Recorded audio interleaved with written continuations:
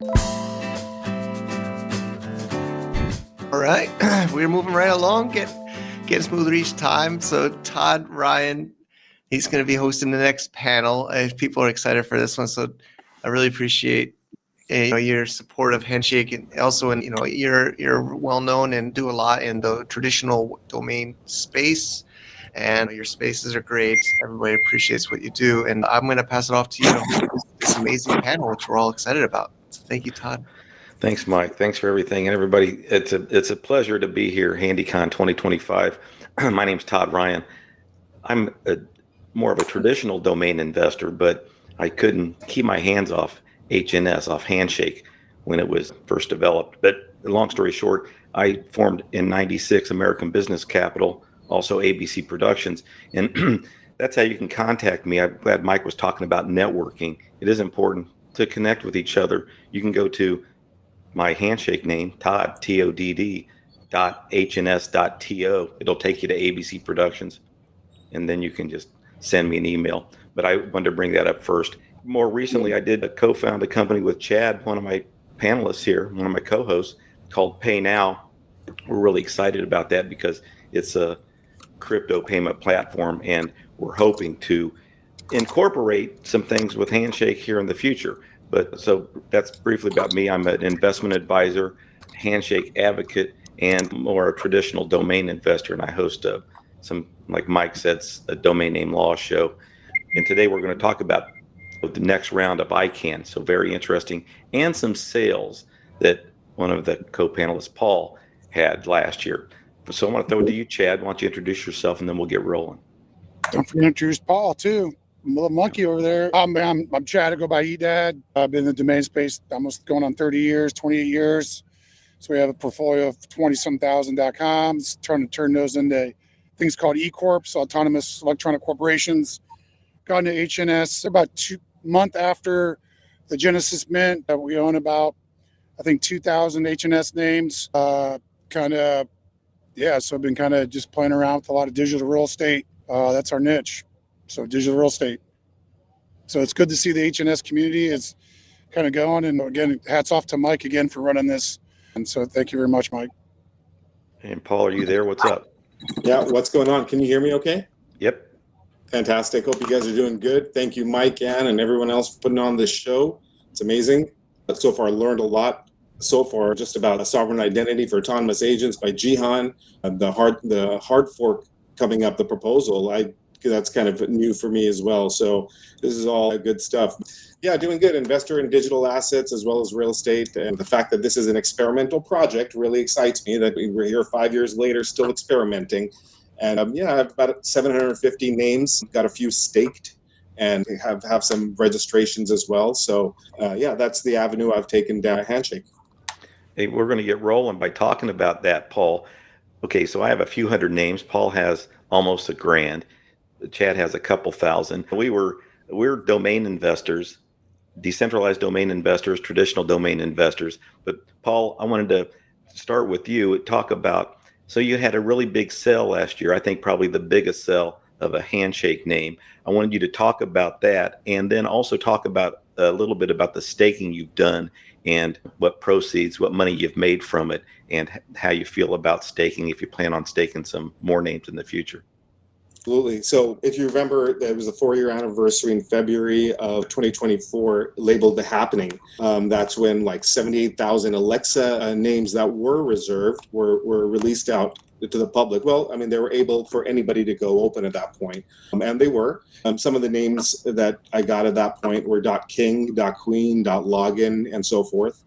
And the way that one went down, the sale that you're referring to, I think it was the fourth largest sale, but it was for 1 million HNS, and I had acquired it. So I put in 23,000 Handshake as my lockup, and that's it. No blind, none of that BS. It was just 23K Handshake, and then change somewhere around there. The next highest one, I think, was 20K was a lockup. Oops. That was the lockup that I could see, and it ended up that only 10,000 of that was actually towards it. 10,000 of it was a blind. So I ended up paying 10,000 Handshake for it.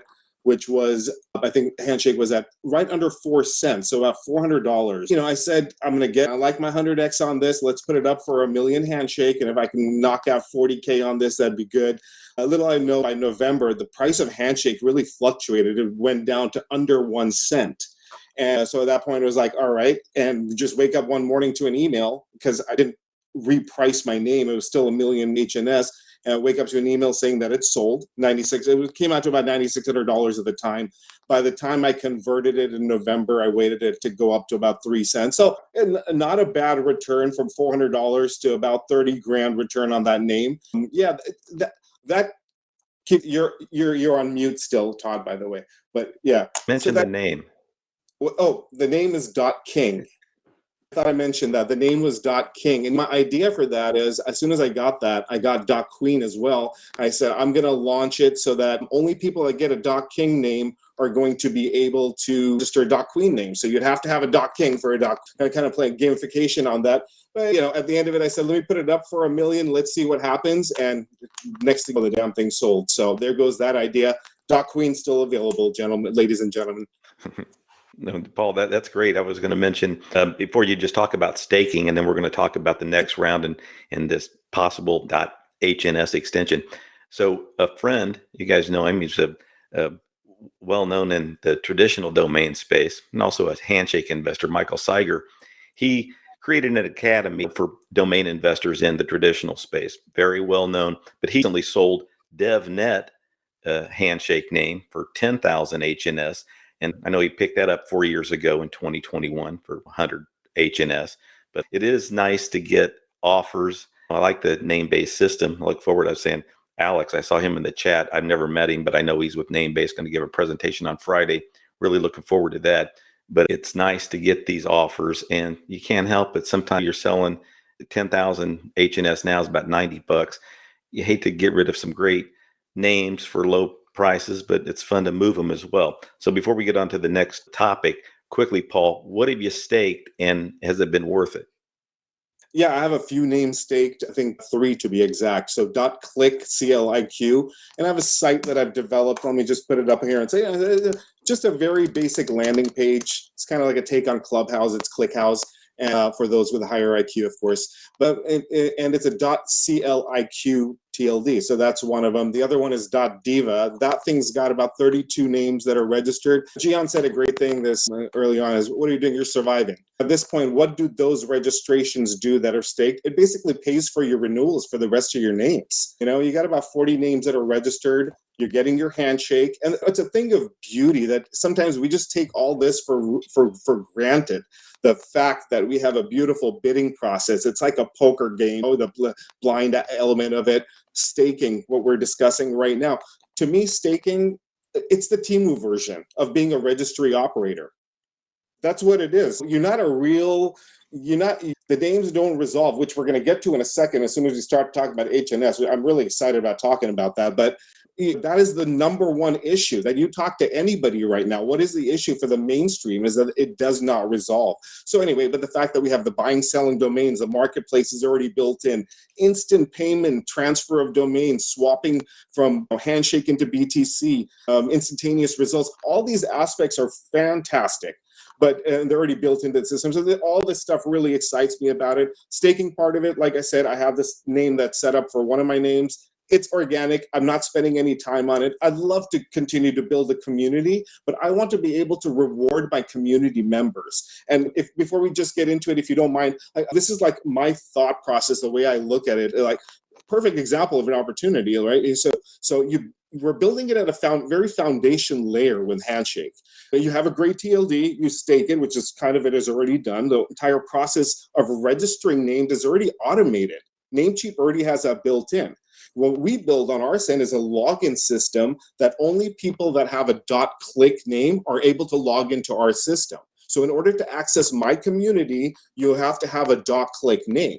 Once they log in, now you can reward, all these meme coins that are going on out here. Well, how about you launch a meme coin that once they log in, they've already paid the handshake.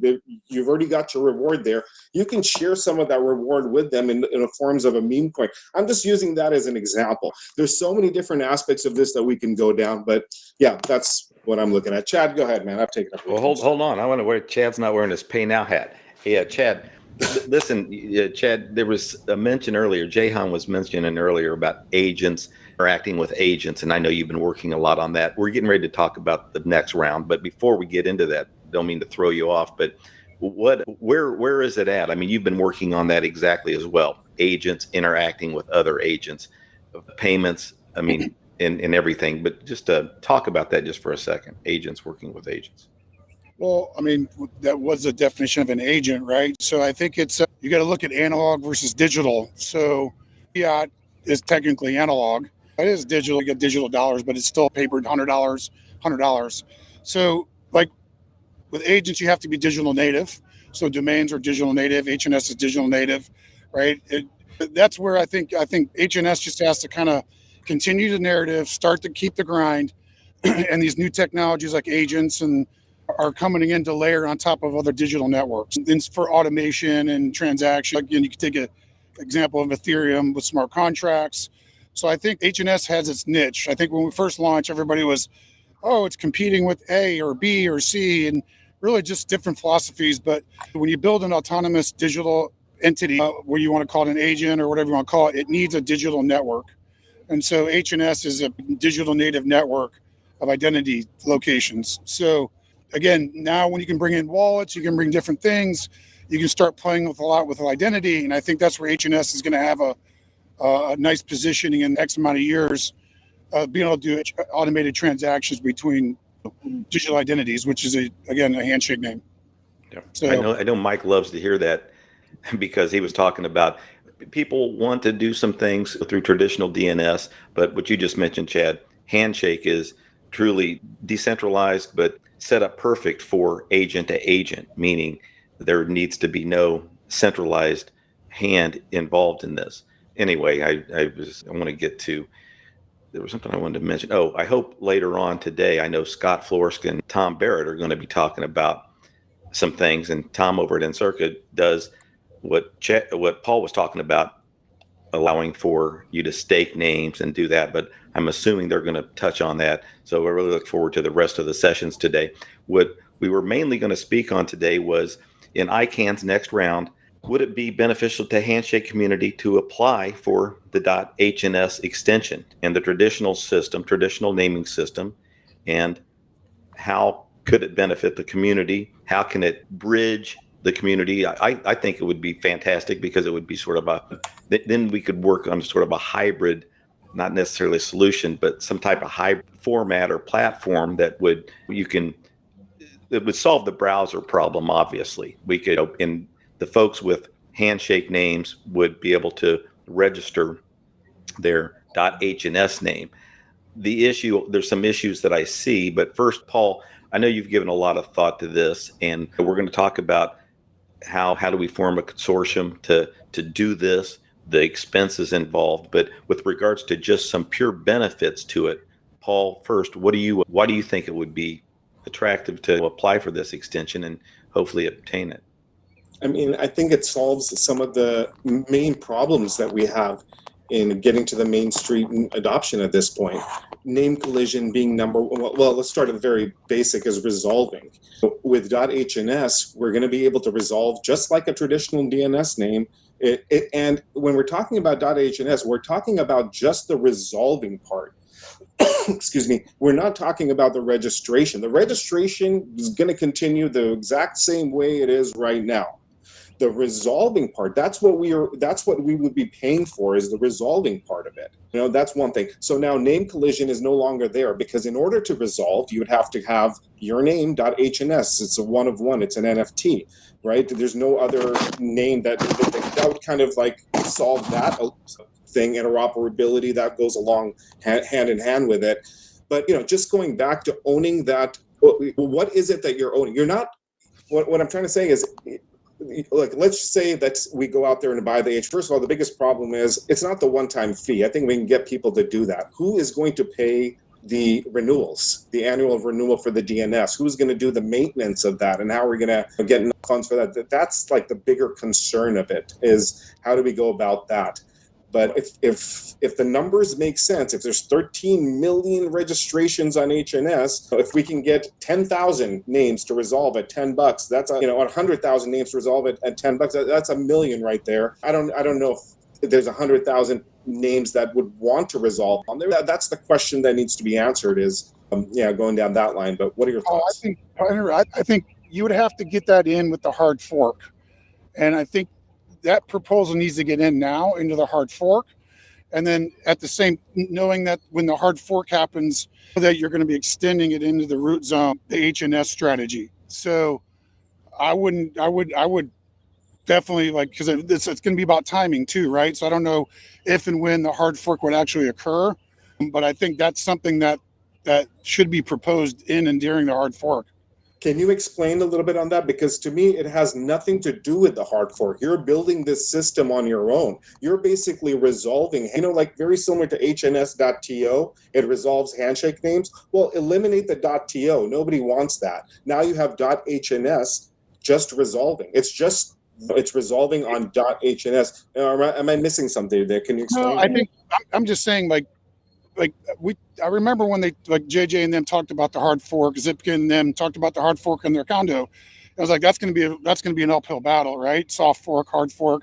I'm just saying, even if a co-op or whatever you want to call it, a syndicate acquires the .hns for, let's say, $250,000 with a $50,000 maintenance fee a year, right? So it's still, you can set up a gateway, like a resolver, like an automated virtual machine, let's put it that way, right? That can just syndicate through on top of the chain. So I think you need to be in alignment with the hard fork changes with the new architecture of getting into the root zone. That's all I'm saying, is whether they're separate or not separate, that's where you can get distribution in the root zone browsers right away if you have a better alignment with the chain.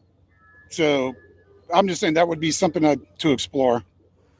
Yeah, and someone's talking about, I'm not sure if this is the questions that they're saying in the chat. It's a little too fast for me, but you're not proving ownership with this. Some of the characteristics, if you look at it, are very similar to ENS. Anyone can go in and renew an ENS name. If Todd has his ENS name, I can go renew his name. It should be similar here, where anyone can go in and renew that name. Something of, now, I'm not sure what the guidelines are with ICANN and so forth, so there's But there's also, remember, 800, the developer, right? They airdropped whatever the percentage to the open source developer community, and nobody claimed it, right? So they're proposing those tokens go back into somewhere else. And that would be a good case study to try and apply for some of those HNS that didn't go to developers, to go to a co-op fund to acquire distribution in the root zone through .hns in 2 years, whatever the time frame is. That's all I'm saying, is I think it would be more aligned doing it when a hard fork occurs. Yeah, and I like the idea. Paul, I'm sure you're seeing like me. So everybody's touching on great stuff in the chat. Meaning, this really needs to be a deep discussion, because there's all sorts of. I can come up in my own mind. I see Scott and Tom were making some comments. Right, there would be no squatters, because you could only get the name if you had the handshake name. But like Tom mentioned, that doesn't mean that everybody with a handshake name is going to want their .hns. What you're talking about, Paul, is just having it resolve. But there's going to there would be issues too. Say you have the HNS name and then you let it expire, but now you have the .hns name. There are just so many issues that need to be addressed. But Paul, I'm like you. It's all about the money first. First, we got to find out, okay, who got the money? Chad was right on. It's going to be $250,000. It's going to be more than that, but $250,000 to get rolling. And then, of course, who's going to handle the application? And we already have that taken care of. That's going to be TLD Strategies. I got a partnership with Jeff Newman, who was successful, got 400 extensions in the last round. Okay. So, I mean, we know how to go about professionally applying and working with ICANN, and then getting the right back end providers, and then managing and complying and moving forward as a registry. But still, what about the dough, and what about putting the money together? And quickly, I'll say, well, of course, we're going to go to the community and Handshake advocates and people that just invest in domains. There's a lot of guys in the traditional space. Well, like say Andrew Rosner, who invested in Handshake, Unstoppable, invest in a bunch of stuff. And so there's going to be some people who aren't really, I say, involved in the community that are on this call, but interested in participating in that sense. And I was going to mention one of our first supporters, Erwin, down at hns.au, is already ready to contribute. And I said, we're just now, we've been discussing this, Paul and I have, for a year, it seems like, maybe even more. Well, when Chad and Paul and I did another show, we always talked about it. Well, now the shit's about ready to hit the fan, meaning it's really not too soon to start getting involved, especially to get the money in order. Paul, what were you going to mention? I mean, we got another 5 minutes left, but or I guess I want to say, follow me on, the only thing I think is follow me on Twitter, so when I can put together a space of when we can really solely discuss, this issue or the idea of securing .hns in the next round. I'll have lawyers there too to make sure that, so if we got the money, can we get it, and about really some of the operational and managerial things that are going to happen if you did happen to secure .hns. But Paul, what did you want to mention? Oh, no, what you were just mentioning right now, let's say the domain doesn't get renewed and so forth. Well, I mean, this is working as a resolving solution. And that means that once you try to log in, and basically you wouldn't be able to resolve it. That's all that would happen there. The second part of it, it doesn't have to be done. Initially, when you and I started having these conversations, I was being really secretive about it. At the end of the day, it doesn't have to be .hns. When we're sending emails, no one cares about TCP/IP. They just want to make sure that email gets through. But the naming on it, HNS may be not the best idea. It should be maybe something a little more user-friendly, a little more mainstream. And it could be multiple of them. We could have .hns, you could have another one doing it, and you could resolve on multiple of them. There's no reason why it should just be one. You're just using this as a base layer. Paul, sorry to interrupt. You can do that now. Zipkin created that. You can do it now. You can do it now on a TLD root zone right now. Zipkin created that browser thing. So it's not that the capabilities aren't already there. I think it's the identity and getting the distribution in one swath on the centralized root zone server is there. And if the economic numbers match, you'll get a bunch of Bitcoin maxis, kind of see that, right? Because it is a kind of a sister Bitcoin spinoff, I would say. So it just has to be economically there, and it has to have opportunity there. But the technical capabilities have already been shown that are already out there. Sorry to interrupt. No, it's not interrupting. You're absolutely right, is there, but there's friction there, Chad. No one wants to download the plugin. No one wants to take that extra step. It has to be grandma proof. At this point, grandma has to be mom proof at this point, for it to get through. Like if your mom doesn't understand this, it's tough to get the average mainstream person who's already too busy trying to handle a basic website for them to understand this. And one thing needs to happen. I think a lot of as we see more and more things happening in the real world with confiscation of websites and the censorship and so forth, I think that will automatically create adoption here on this side of the world. Yeah, Perplexity is creating their own browser, right? You never know. New browsers that are coming up that are AI native that might take the ethos. You might have an automated agent that creates its own that wants a decentralized naming system, right? I mean, we're thinking humans have to create this stuff. In 3 to 5 years, you might have agents building their own systems, and this might be the system that kind of calls out to a potential future agent that builds itself. That'd be interesting to watch. I could see that happening in 5 years. Yeah, I only got a minute left. I wanted to say about the adoption. That's the main reason I think to apply, and I want to answer some of the questions in the chat, but we don't even have time. Applying for this, why do it? Some people are questioning, why would you even want to do it? Well, you would want to do it to speed up the adoption of Handshake, and then of course it's really a bridge, and eventually we can get rid of that bridge once these tools, like in the fantastic session before this, once we have more tools to be able to build sites and the traditional system is not needed. Well, yeah, we want to have an alt root that's not related, that's not controlled by ICANN. We're just talking about, in the meantime, is it too expensive? And I don't think it is. Because I know there's ways to make money if a registry is operated properly, if an extension does have a little bit of adoption. Paul was talking about hundreds of thousands of names. With 10,000, regardless, I'm going to finish by saying if it wasn't HNS somebody's applying for, you're going to see in this next round, there's going to be a lot of applications for different extensions. And if an extension is, say, secured, that somebody wins an extension, if they have a nice marketing plan and they get 10, 20,000, 50,000 registrations, that's a successful extension if they're really efficient. Basically, it can be a money maker as well. So there's a lot to talk about with the next round and applying for gTLDs, specifically Handshake. And I'll reach out to Mike and let him know here's when we're going to have a session about it. And then a lot of us can get together and talk about it. If you can solve the distribution problem in HNS, you'll be a millionaire.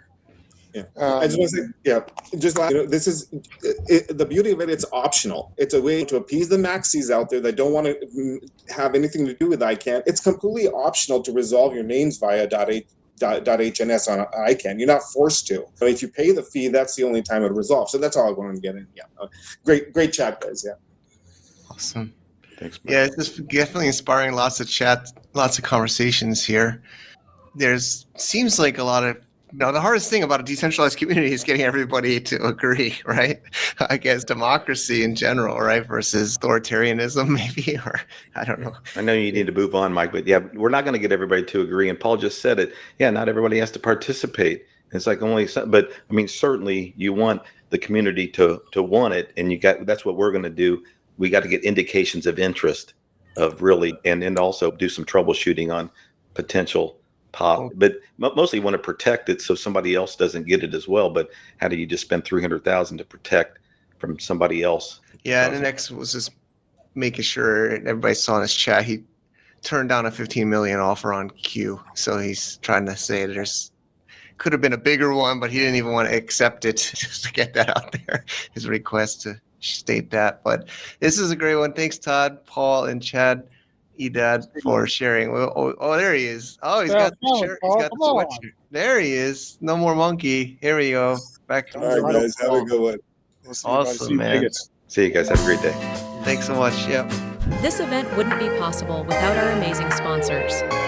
Our bronze sponsors: DWeb Foundation, .x. Our community sponsors: Handshake Australia, Namebase, Decentralizers, HNS.market. Thank you for your support in building a decentralized future.